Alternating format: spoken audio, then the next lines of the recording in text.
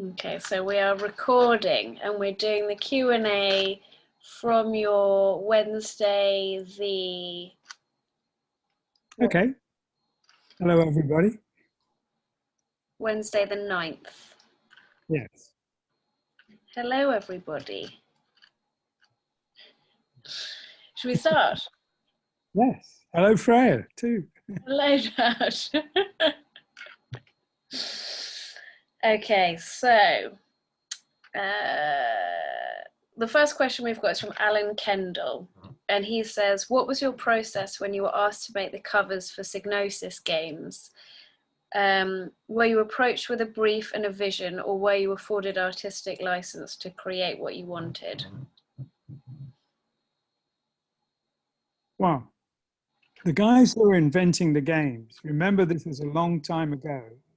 It was 1985, 86 when they first approached me, talked about their games as being interactive movies, which people who are familiar with games today will understand that's a fair description. But back then, they were pretty much matchstick men. And the characters looked like matchstick men. So although they had a story and a game, I had effectively a great deal of freedom because there was no real visual reference. I remember, I think only recently or relatively recently, seeing what those games actually look like, having known the artwork for things like Shadow of the Beast and that sort of thing. And it reminded me of that like sea monkey issue that everyone had, where they thought they'd pour this powder in a cup and have a little marine world, and it was just some wiggly dots in the end. Yeah. Yeah. Not that it wasn't, it wasn't that bad, but I just No. wondered, like, if you bought like the Shadow of the Beast box, I wasn't there, so I wonder how much of what that looked like people expected to see when they played the game, and hopefully weren't too disappointed. Increasingly better. Yeah, I saw like recently they redo it or something recently. It looked amazing. It looked like your pictures. Yeah. So it started very simple, but an interesting game. And then Shadow of the Beast 2, and then Shadow of the Beast 3. Each one incrementally more visually convincing. What other games did you do for Psygnosis images for? Um, Gosh, Bradicus, Aquaventura, um, Barbarian. There was a lot. Did any of them have more recent incarnations? I don't know. I don't know. Um, I was as excited about doing the Psygnosis logo and the owl as I was about the games. They were very iconic for their time. And I think there is a whole nostalgia industry going on with them. Yeah, I mean, like when I meet people sort of closer to your age, if they know you from the music and the album covers. But when I meet people my age who know you, it's always because of those games. And they get Right. amazingly excited about it. I mean, I don't know that I would have heard of them necessarily, even if I was kind of growing up playing games that much. But for some reason, yeah, they were very, very popular. And I Mm, never knew. they were, yeah. Yeah. And I remember, but even like Lemmings, I definitely played Lemmings when I was younger, and that was a Psygnosis game, right? It was a Psygnosis game that I didn't work on, one of the very few that I didn't actually have anything to do with. No, but I And remember the owl logo on it. yes, the Lemmings was definitely one of the few games that were also for girls and boys. So Shadow of the Beast, Barbarian, are these all boy games? Yes. They may deny it, but Tetris apparently was. Sales were about equal.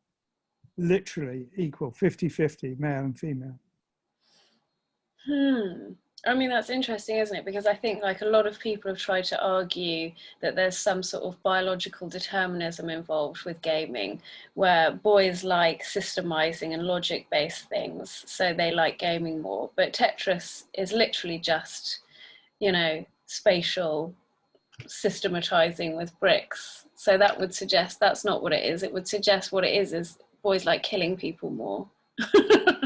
That seems to be where the disparity comes in with games like Grand Theft Auto or Metal Gear Solid and all of those kind of things. I don't know, I'm just naming some that I remember. My friends at university playing. But yeah. Can't really get around the fact that boys do seem to like violent games more. I heard that they are very good for spatial awareness though, like if you're doing tests of it, you know, those sort of IQ tests where you have to move a 3D object in your mind. It was one of those tests, I think it was that one in particular, where apart from any other, there is a gender disparity in doing that test. But what they found was if they got the group of people testing for that to all play a video game for 10 minutes, then the gender gap closed. So they think that with that kind of 3D spatial awareness thing, if there's a gap, where there's a gap, it's because of gaming. Yeah. Hank would have a very strong moral view that he didn't want to have games that were full of blood and violence. And so when we were doing and there came a point when he wanted a partner, and I was doing the presentations in England, seeing different companies. We managed to raise quite a lot of money to finish the game, although to this date it's still not finished. But we were talking to game publishers, and I started to explain Hank's philosophy. And I said, this game does not have a lot of blood and gore and violence. And the guy said, oh, don't worry, we can fix that. So. I mean, yeah. And that was a game that by the time we started that, what you saw on the screen was getting very much closer to what was being drawn. And that was a game where I spent a lot of time working with Michael Kaluta. Michael did all the characters, and they did look very cool on the game, on the screen. Also because we were pioneering a lot of motion capture. You're talking about Onyx. Yeah, we were pioneering a lot of motion capture for that project. So yeah, it looked very convincing. I wonder why more games like that aren't made. Like I remember at university, one game that was really popular was BioShock. And that was incredible to watch. I would watch my friends play because it was like watching an incredible movie that went on for hours and hours and hours and hours. But it was really compelling, even if you weren't playing the game. And I couldn't play the game because it just made me too anxious. And then after the first one, Underwater, there was one in the sky that was absolutely incredible to look at. And I just sort of wondered why don't more games go for something sort of really extraordinary world-wise and not, you know, a bit more story, a bit, you know, less killing. I suppose that's very gender normative of me to say. That would have described Onyx very well. One of the things that's weird is that all games which require a degree of physical reaction, even Tetris, do pump a lot more adrenaline into your system. So if you do a lot of game playing, you are very prone to things like, I don't know, panic attacks and stuff, because you're not exercising, you're not burning off the adrenaline, but you are generating it. So even if it's not blood and violence, even if it's something very gentle, as long as it requires very quick physical reactions, it does you pump up adrenaline. So And what as you a need is gaming rooms that are like being in those. Have you ever seen? Is it zorbing, where you get in this big inflatable ball and run around? You need VR games where you're doing them inside a zorb. well, there needs to be a way of exercising physical. You need to burn off the adrenaline, and the best way to do that is physical exercise. So, you know, the idea of sitting in front of a screen for hours is not ultimately a good thing long term. It's like that thing, isn't it? I remember reading somewhere, you know, when you're like playing with a cat with a bit of string and then all of a sudden it will just shoot off. And apparently that's because all of that playing like builds up its adrenaline and gets it all hunty and it can't kind of contain it anymore and it has to just burn it off. And that's why it sort of, and that's how I feel playing video games. Is like I can do maybe 5-10 minutes and then I just have to drop it because I can't be involved anymore. It's too much. I can't cope. Well, we're going to have to learn all these things, the Yeah, social and physical consequences. yeah. Although like there are things about games that I always did really like. Excuse me. Ooh. Like, do you remember one of them, Zelda? I loved Zelda, but I loved it for just riding around on the horse. And I would have liked to have had something in between just riding around on the horse and then doing these really scary games. Something in between would have been really nice for me. Hmm. Can you remember me working on those games? Yeah, definitely. Yeah, and the paintings of the places and that like the magician's hut that looked like a sort of mummified mammoth on sticks. And Yes. I really like that. And I remember Michael Kaluta's characters. And I remember obviously the one that was called Freya, who was like a little child Valkyrie. And I loved that. I'm glad you remembered that. Yeah. Hmm. We were talking yesterday about Michael Kaluta because last time I got asked a question by him, and I was saying how I just showed the book last time, but when you and I were talking, I was saying that he has an incredible instinct for the words when he's just talking about how he draws, and I was saying he is like a kind of Zen artist. He talks about drawings where he's got a brief, and then in the middle of these doodles, which are clearly to do with his brief, is another figure. And I remember in one occasion it was a girl pointing at one of the other drawings, and he said, well, that just fell out of the pencil. And it's a great way of describing how if you're in the flow and you're doing it, you will generate stuff that will surprise you. But also, if you're so good that you can just have things happen without checking the reference and doing the measurements and checking the perspective and the proportions and da, da, da, da. If it can just, I mean, you have to be really good, don't you, for a good drawing to just fall out of the pencil, I think. And he is exceptional. I think if people are interested in drawing, there's a lot of good books. I sent you a list, but I would say Michael Kaluta's sketchbooks are brilliant. For Yeah. the work as well as for the drawings. Yeah, I think it was like a few years ago, I did these sort of symmetrical pen and ink characters, and I put them up. And just as I was putting them up, something of that ilk came up on Michael's page, and I just thought, why am I bothering? Because you have I'll a get different there. take to him. Huh? You have a different take to him. You could learn a lot from him, but he could learn a lot from you. So I wouldn't worry. Let's move on. I'm not fishing. So the next question that we have is, do you ever encase your pictures totally in cabinets, and why? Why not?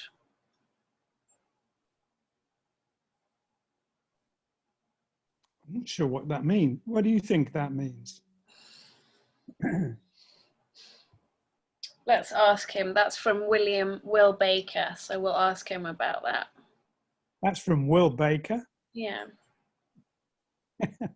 Will, if you're watching, we need an answer. What on earth are you talking about?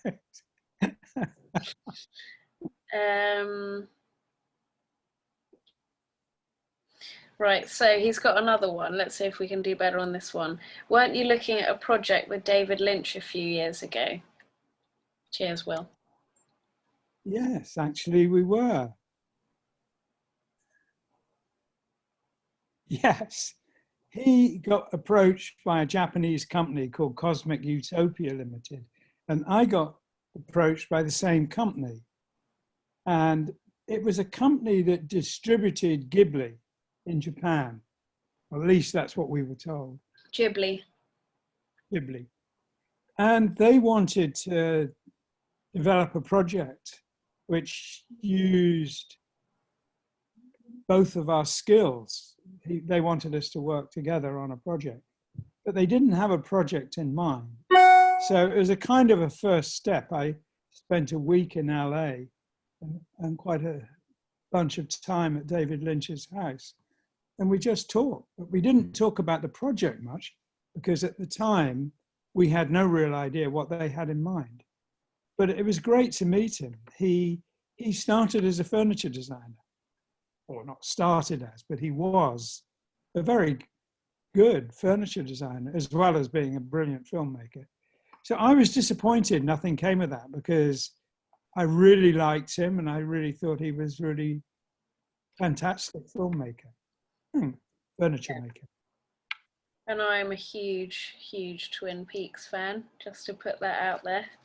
Yes, Twin Peaks was a big success in Japan. That's what triggered it. Oh, really? I didn't know that. That sort of surprises me. Why? I guess because it's sort of quite dark and there's long periods of time where nothing in particular happens, and strangely. And I don't know, I suppose often the things that are popular over here seem a little bit more bombastic. Well, it did remind me of Bruce Pennington did a book called Escartus. And although his contract was to do an entirely different book, somehow he got to doing the translations of Nostradamus, not of his predictions of what would be happening today, but what would be happening 3,000 years in the future. And Bruce translated it from medieval French without being able to speak a word of French.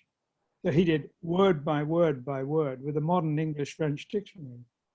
And it made no sense, but it was like, what can I say? It made no sense, but it was like a kind of psychedelic Tao. You were kind of expecting it to make sense. It was in couplets, it was in verse. And I remember when we published it, and we because there wasn't a huge amount, we put quite large text, 24 point or something, I'm guessing, I can't remember now. But I remember a year after we did a contract with the Japanese publishers, we met them at Frankfurt Book Fair, and they still hadn't got the book out. And I was saying to them, what on earth's going on? You've been sitting on this for years. Why isn't it out? And they said, well, we're having trouble with the translation. It makes no sense in Japanese. I said, it makes no sense in English. Get on with it. Print it back.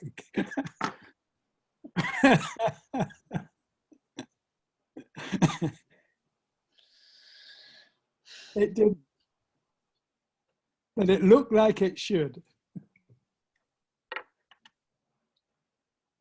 Actually, I found out the other day. So my company have a restaurant in Paris that's a sort of, it's a Japanese restaurant in Paris, and the logo was designed by David Lynch.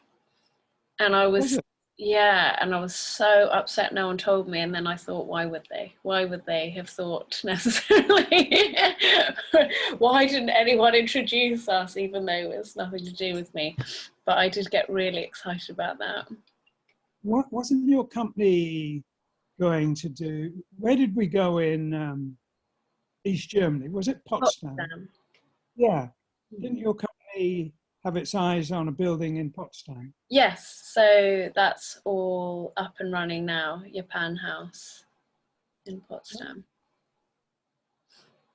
And they do sort of various Japanese themed events and exhibitions there, and rent out apartments above that are all kind of designed by a Japanese architect, and very, very cool and out of my price range.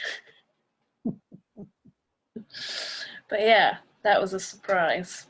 So yeah, oh, that's such a shame that nothing kind of happened. What an amazing kind of opportunity to mix those people together.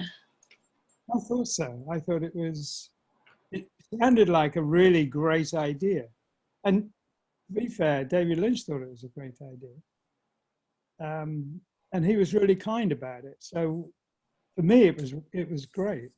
The potential was great. But as I say, yeah, nothing happened. Did I mention the name of the company?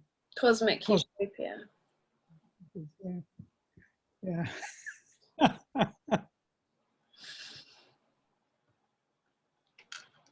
Maybe one day. Um, To be honest, that name sounded like something that would have been sold in the late 60s in a little bottle.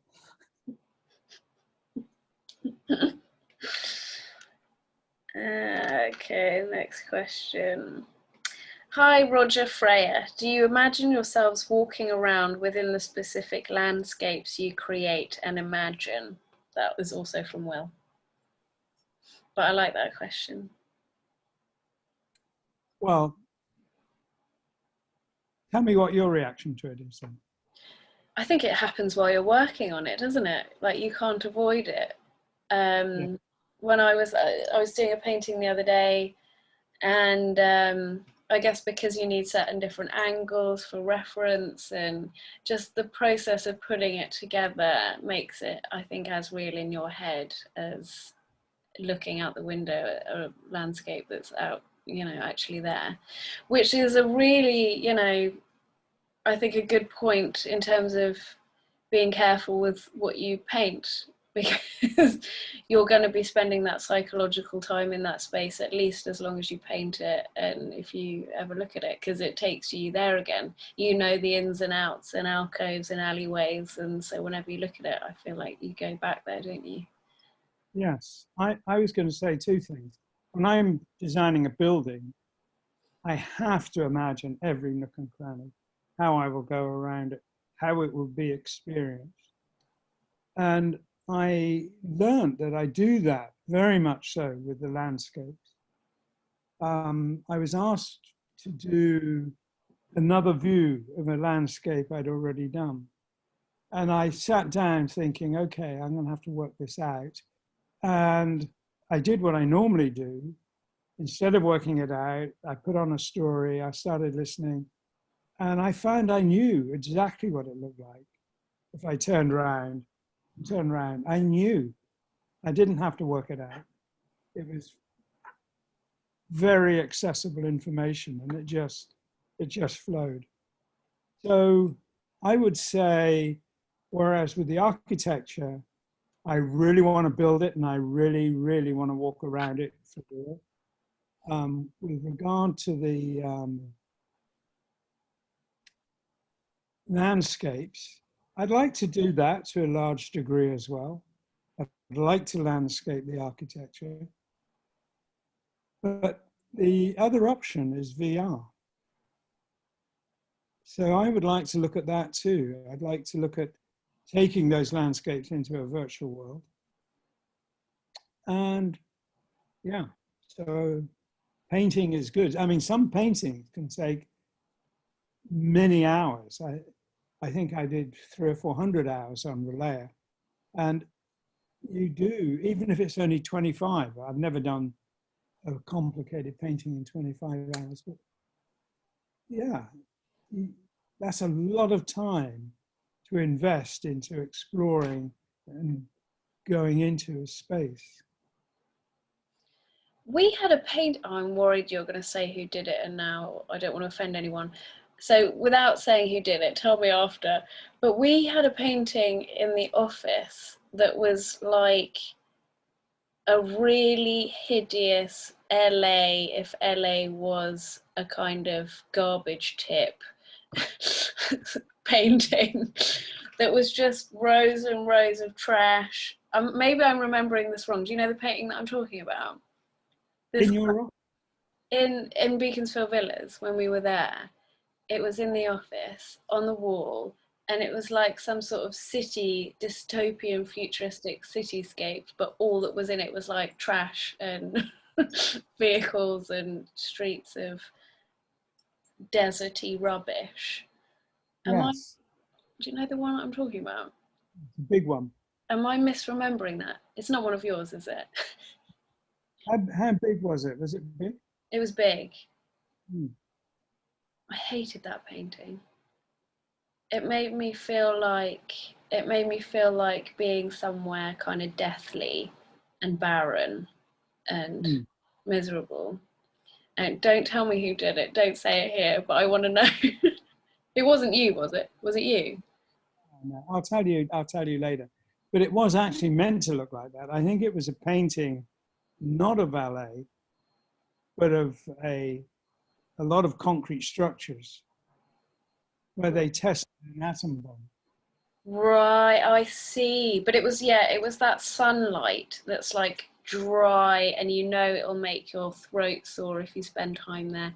And I was just thinking, like, if you're an artist and you're spending time in the place that you're making, that would have been a grim effort, Hmm. is what I was thinking of there. And I guess if that's what you do, I was thinking that, and not that I think that his work is, anything other than amazing, because it is, but oh, what's his name?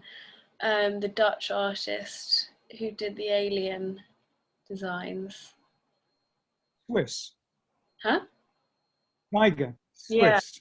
like his work is incredible, but incredibly detailed. He must have had to have spent a lot of time in some really dark places doing that work. And maybe you get used to it, and maybe that's where you become comfortable.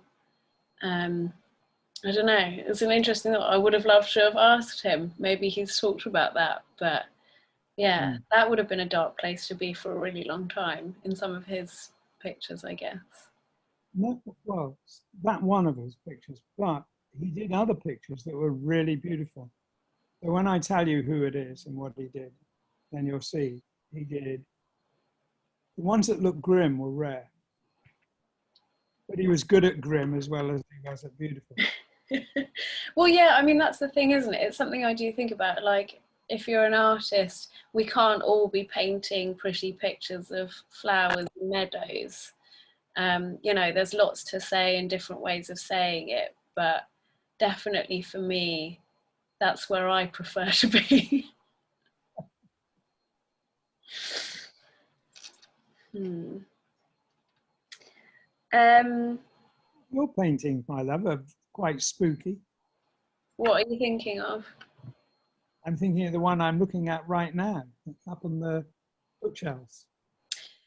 Yeah, well, that's what I mean, actually, partly with the Geiger as well. Like, there are things that you find comfortable and nice that other people might not. Like, when I was doing the medical illustration, I often found what I was drawing and painting really beautiful.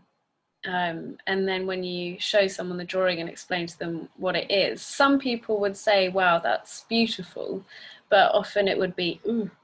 And I understand why. It's sort of, it's a natural reaction, but for me, I just thought they were beautiful. It didn't make me feel badly.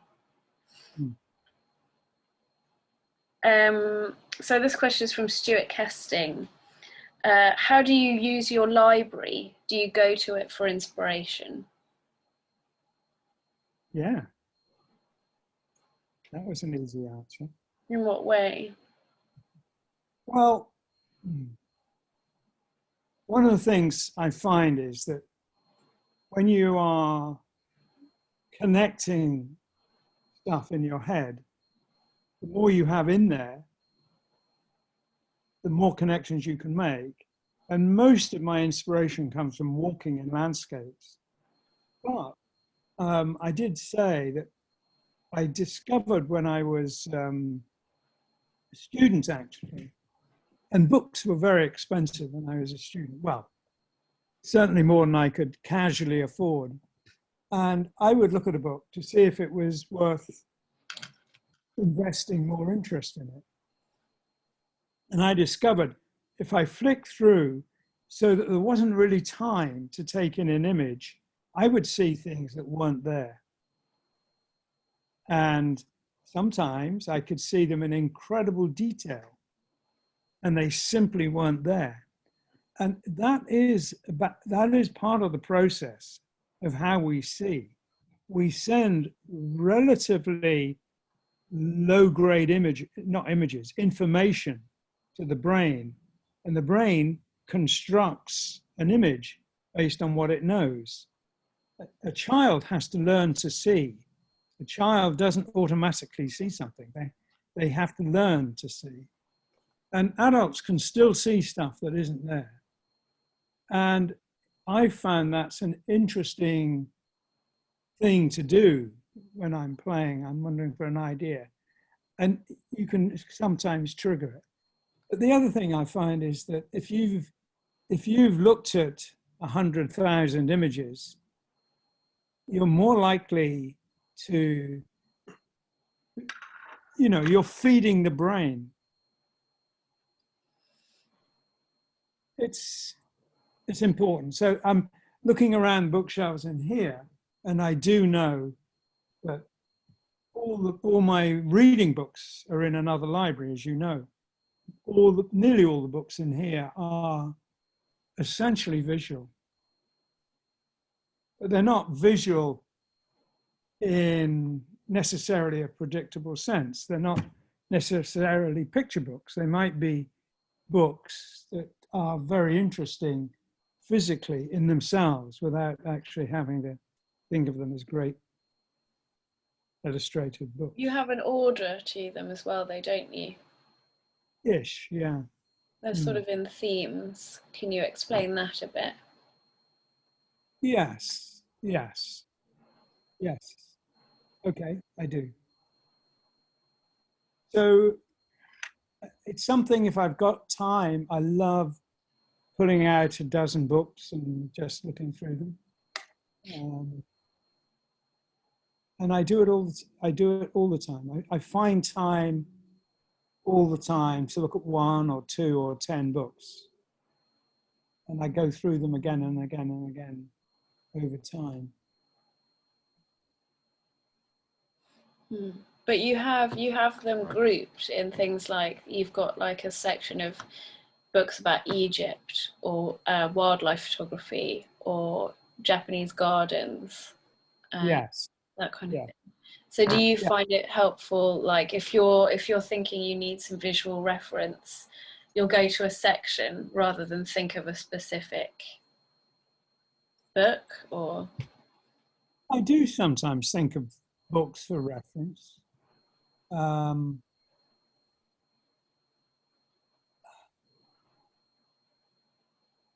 mean, the obvious thing would be if I was painting an owl, I would go for a book on owls, and I have a book on parrots. But I'm much more likely, both of my major owl paintings, not counting the Signosis one, which is more stylized, I actually went and saw an owl. You were with me on one of those occasions. So we photographed this fabulous creature flying around as well as perched. And that is invariably more useful than a book. but sometimes they're not available. Do you know what? I was just thinking that must have been, you know, at most 10 years ago, something like that. And we took a load of cameras, actual cameras, and our phones would take better pictures now. I'm thinking of some of those pictures and thinking my iPhone could do a better job. Isn't that amazing how quickly that's changed? Yes, and you're right about that. It could have taken a much better picture. Hang on a second. I'm just going to.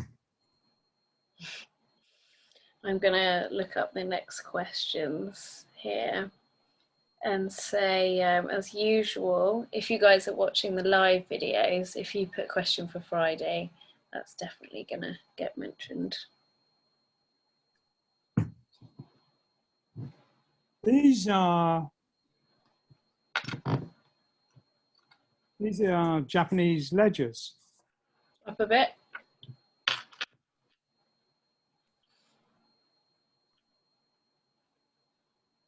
And it's sort of bound together with string. It's 5.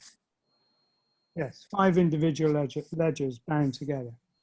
And I don't look at that for reference. This is a Chinese book, and the illustrations in it are stunningly rough. And I'm told it's some kind of almanac making predictions. Mm. I've got, I love handmade books, handwritten books. I've got a logbook from a 1860s Navy ship. It's an unofficial logbook. Naval officers weren't allowed to keep diaries, but many did. And yeah, I have probably about 50 or 60 of those Japanese books of all different kinds, including ones that are poetry or a story even. But I find those inspirational, especially if I'm doing calligraphy or lettering. So they serve all kinds of purposes, but they are visual inspiration. Anyway, what was your next question? Our next question is from Jonathan Phillips, one of our students. Hey, Jonathan. Jonathan said, have you listened to the Dune audiobook? The trailer came out today for the movie. Have I listened to the Dune audiobook?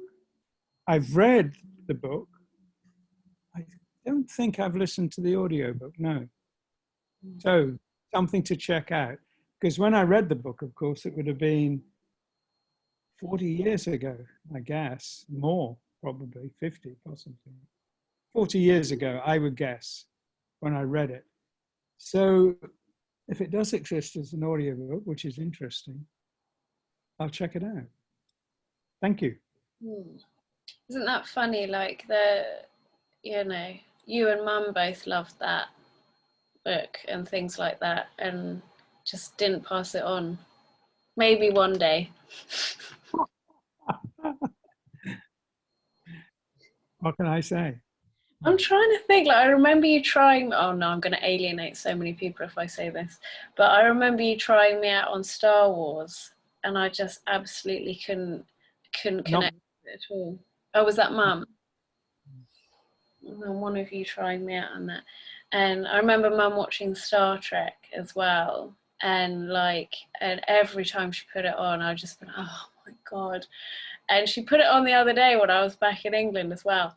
And actually I found it really relaxing, and I was thinking about it, and I was thinking, I couldn't understand why people, and maybe I haven't watched enough, I couldn't understand becoming obsessed with it, but I could absolutely understand finding it just the most relaxing thing to watch, because there's just nothing in it that gives you grief about normal life, is there? Like if you're watching television shows that are, you know, documentaries or dramas or whatever, you know, so much of them are like you know, about real places and contemporary issues and things that are happening that might be stressing you out and that you don't want to think about.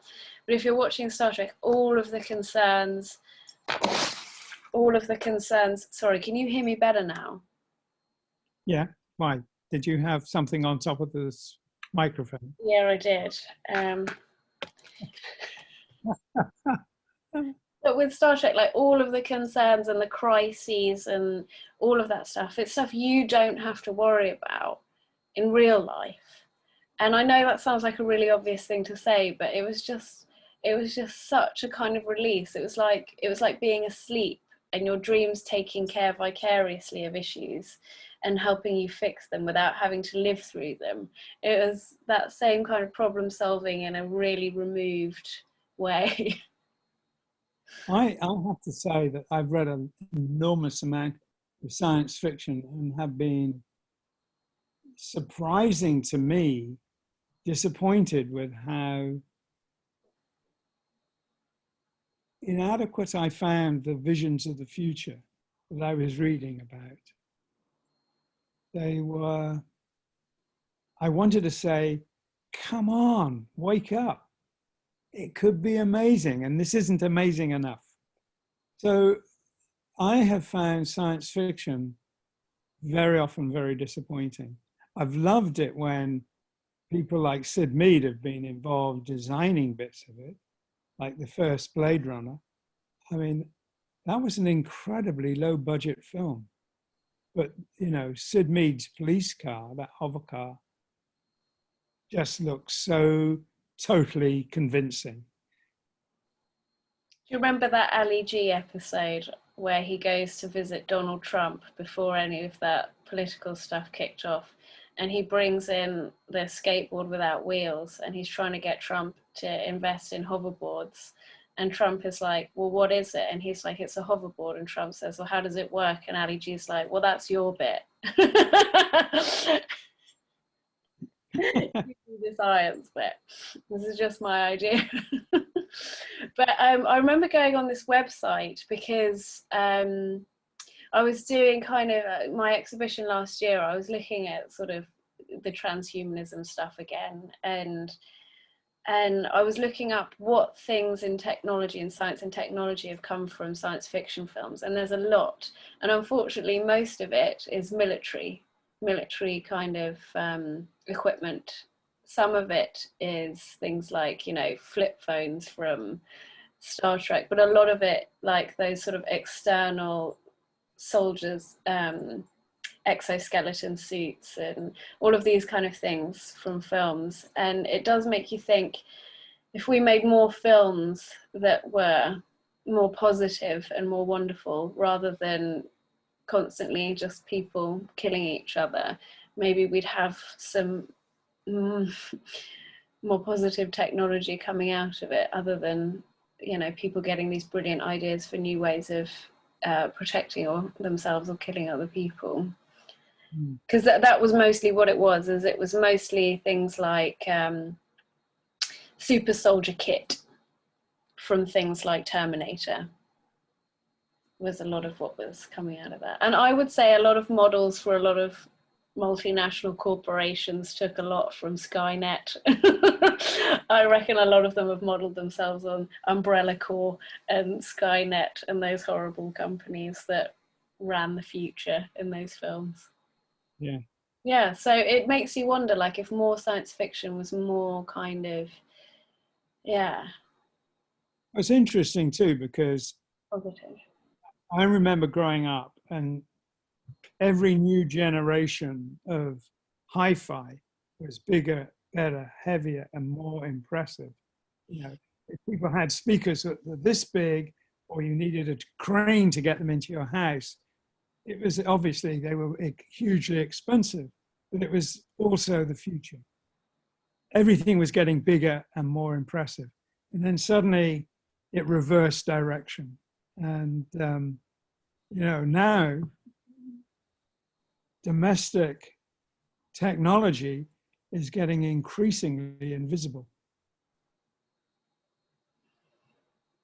You know, imagine if you had a high quality movie camera in the 70s with a telephone system and a storage system, it would take up a factory. And now it's in your iPhone. So, you know, in one direction, technology is disappearing, and another, it's still growing. Both are interesting. Mm. Mm. I got advertised something on my phone today that I had a dream about last night, and that really freaked me out. So I worry a little about these things. And I thought, is that far off from happening? And I thought, well, if you talk in your sleep, no. That's definitely something they're probably doing. Anyway. Our next question is from Kaya Chan. And she says, it's so lovely to listen to you banter again. Thank you, Kaya. I wanted to ask, is there any way, any plan of trying to get your course accredited? I don't know how many people attending are current students, but it would be a wonderful help to those of us who are. To get it accredited?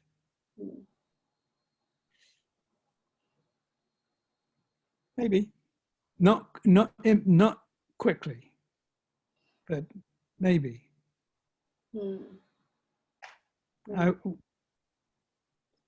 I have connections with various colleges, which is still there. I could talk. It's an idea. I think that would be exciting. It wouldn't improve the quality of the lessons. It would improve the quality of accredited art courses generally. Oh, there you go. There you go. A good reason. Yeah, I don't know what's involved. I don't know anything about it, in fact. And notwithstanding the fact that I have an honorary doctorate, I have a master's degree from the Royal College, and I have a bunch of other qualifications, they're not something I use in everyday life. So I haven't given too much thought to that. So, time I did. Yeah, time that mortarboard out and started wafting around in a cape, telling people to get back to work. Right. New insight in who Batman is. Oh, we got we got some kind of nice comments from someone called Keith Nestor. And for some reason I only screenshot like the central part and the bottom, but he said he purchased your book Views when it first came out in the 70s, and he still gets inspiration from it today. And he says, and coming from a very poor working class upbringing, could not afford art lessons or art school. My art lessons came from studying my 3 favorite artists, which you are one. So I thank you again from the deepest parts of my being for your great art and insight of this world we live in and what could be. Thank you for answering my question on who owns the rights to your artwork. So that was Keith's question. Although you've inspired me from a young man to paint, although I've never made a living with it, drawing and painting have kept me sane in this crazy world.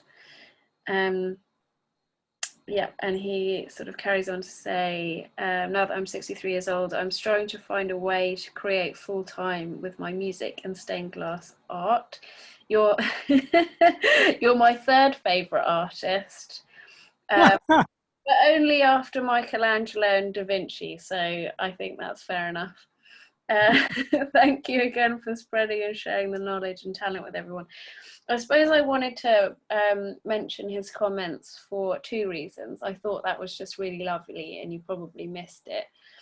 But the other thing that he mentions about art school having been something that he couldn't afford. Well, I have an interesting take on that. Some of the greatest artists I've known really didn't do art school. Although they did something else. Patrick Woodruff, for example, whose book, A Closer Look, is one of the books on how he does his art. I thought was good. But he never went to art school. He actually studied German as a language. He was a language student. I think Michael did online courses. A number of artists I know in America did online courses, but a number of others who were really very good.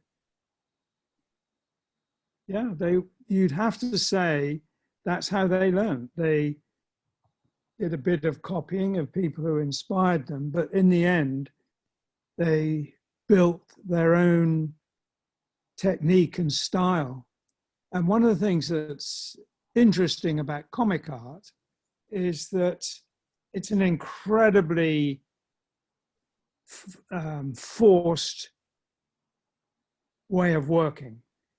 The delivery rate is phenomenal. So you get good. If you survive in that world for a couple of years, you have to have done a terrific mileage with the pencil or pen or whatever you choose to do. So a lot of comic artists transcend the medium. And a lot of them didn't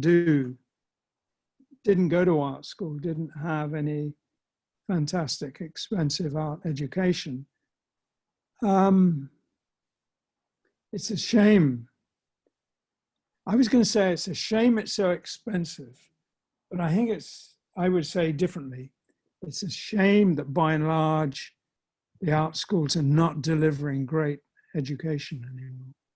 Do you know what I was just thinking of? I was just thinking of my uncle, who's our tech person, and he's been sort of involved in the course initially from the point of kind of admin and helping us with that, but also joined in on the painting.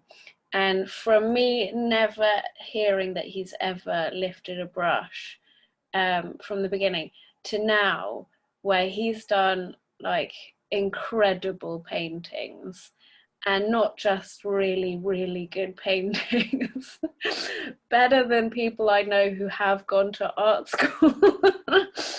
Like, they are amazing. And I think weirdly, like in some way, because I think he skipped certain steps, so much more free and spontaneous than someone trying to get everything right from every point. Like, he's chucking stuff in there and trying it out, and you can sort of see that there are these like incredible accidents that just keep building, as well as him being, you know, told, you know, how to do certain things in the formal lessons.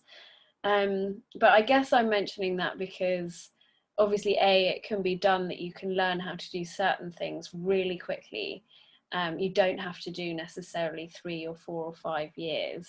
In that sort of 6-week course, like, incredible things happened.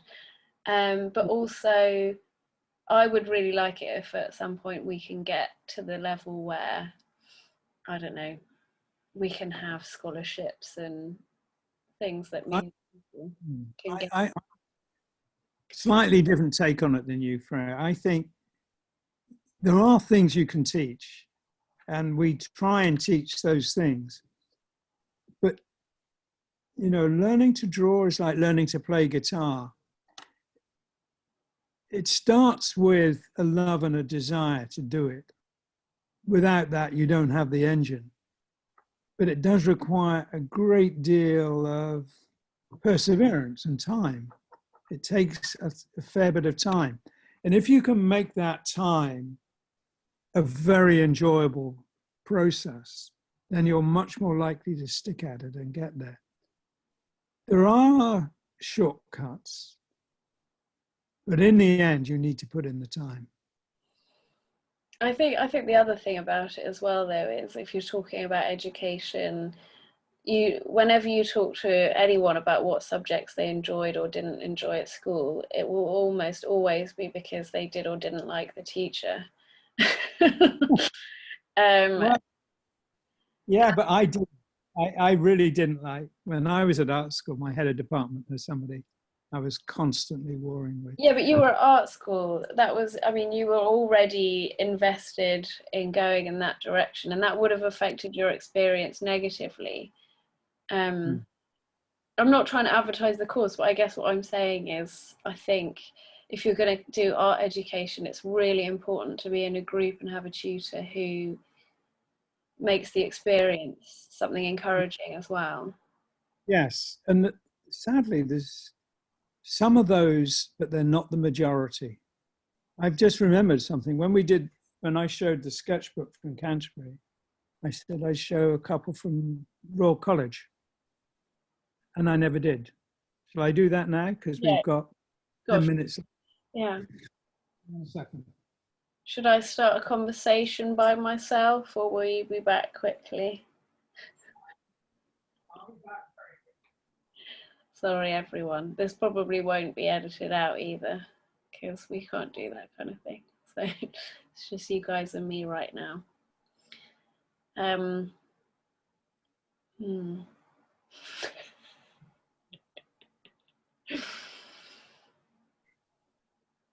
Okay. These are 2 Royal College sketchbooks. This is a They're big one. massive. Well, ish, yeah.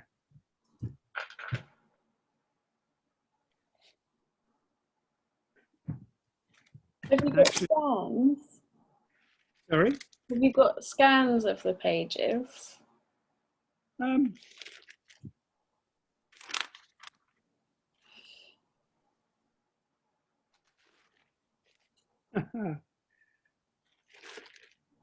Let's have a look. You got to show us. I was doing furniture at the Royal College, so I had to do some bits of furniture. Ah, that looks like a. Is that like a barber's chair? It's a chair that starts sitting up and then drops back down. A recliner? Yeah.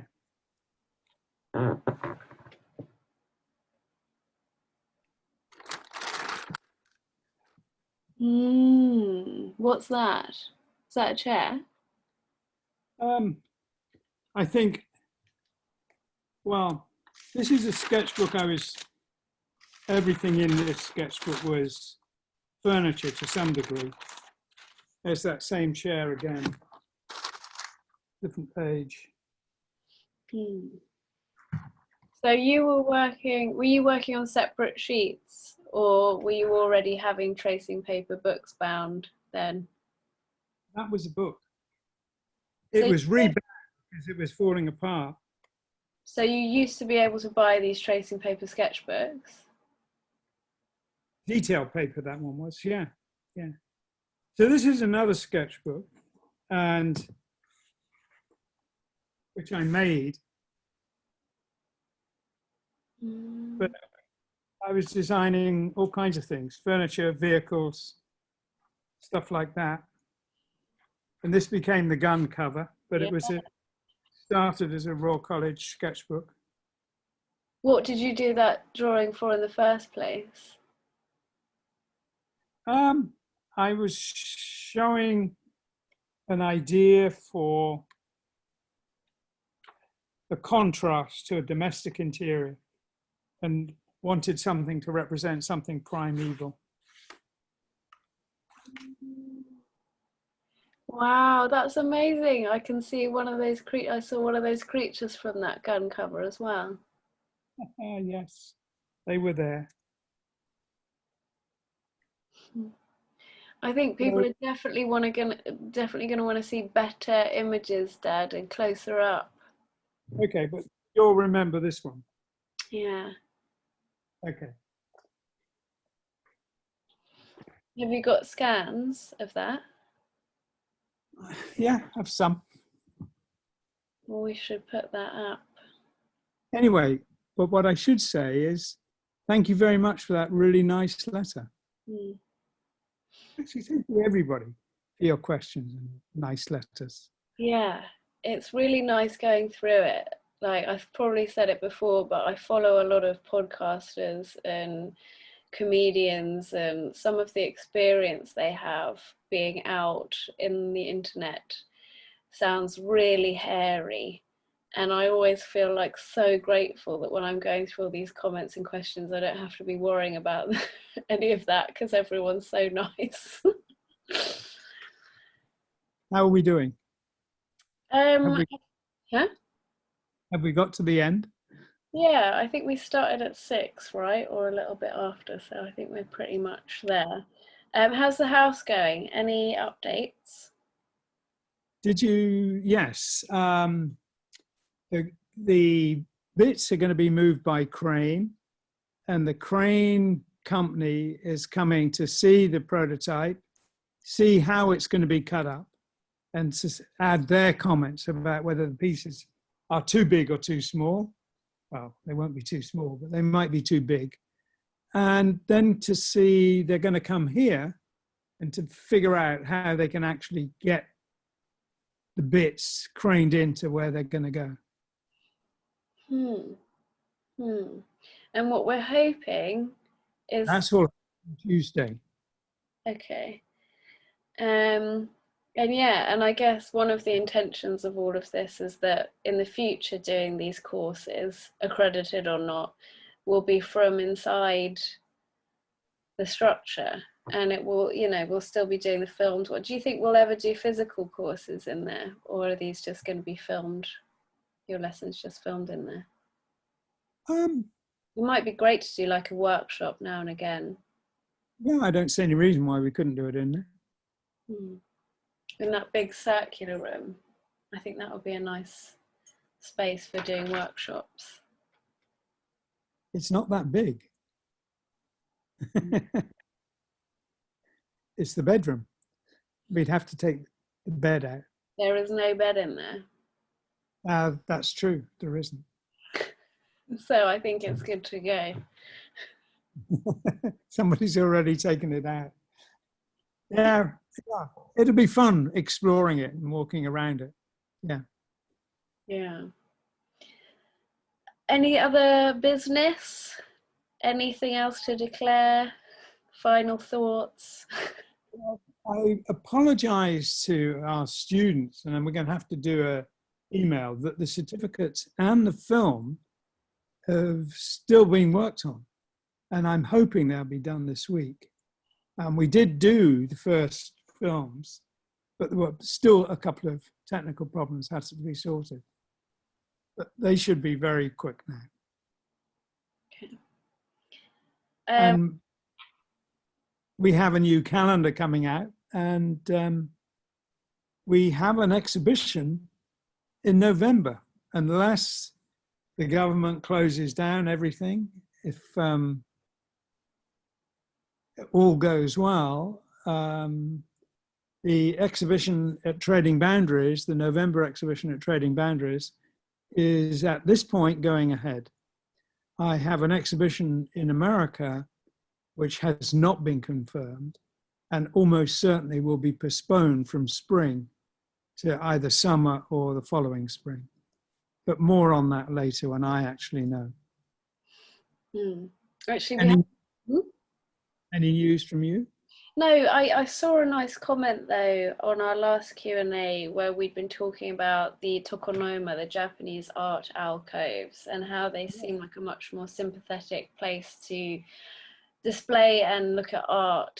And someone said that one of the reasons they really enjoyed your exhibition at Trading Boundaries was for that reason, that it wasn't in a big white cube, that you sort of go around and turn corners and there's artwork in amongst sort of elephants and fabrics, and there's these surprises, and these pieces have been placed within the context of a room, a living kind of space.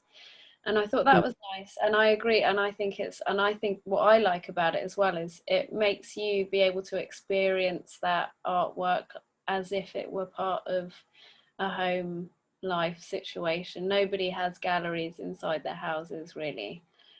No, I have a comment on that though, and it did make me think about it. Hang on a second to see if I've got it here. Bear with.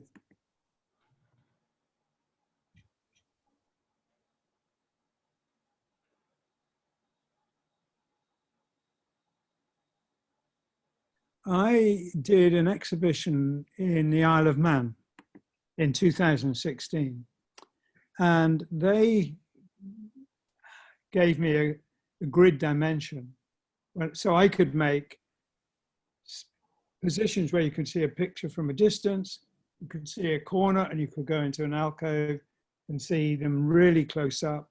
And I was allowed to lay out the space. The other thing they allowed me to do, which was incredible, was to have it painted. And what I wanted was very bright lights on the paintings, but them to be surrounded by a very dark color. As it turned out, it was a very dark blue.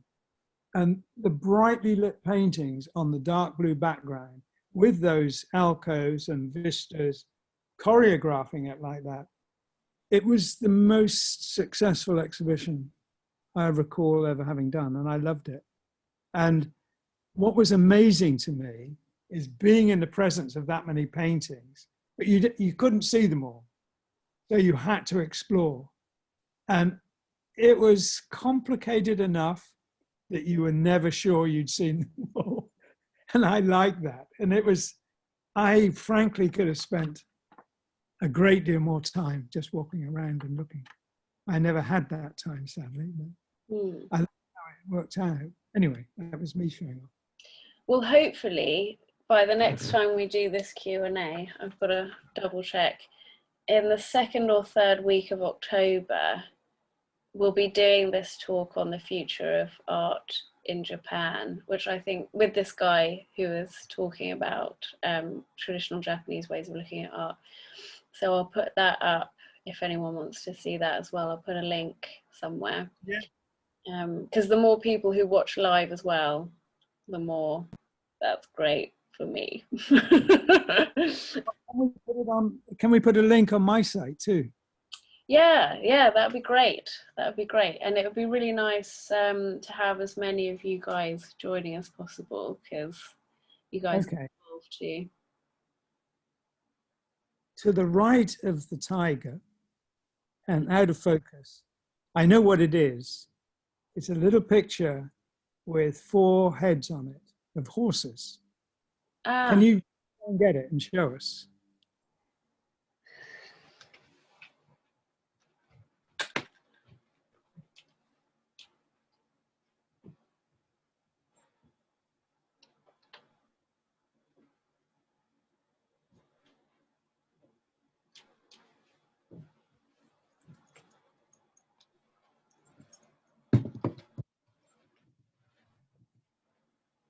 Now, these are your paintings, aren't they?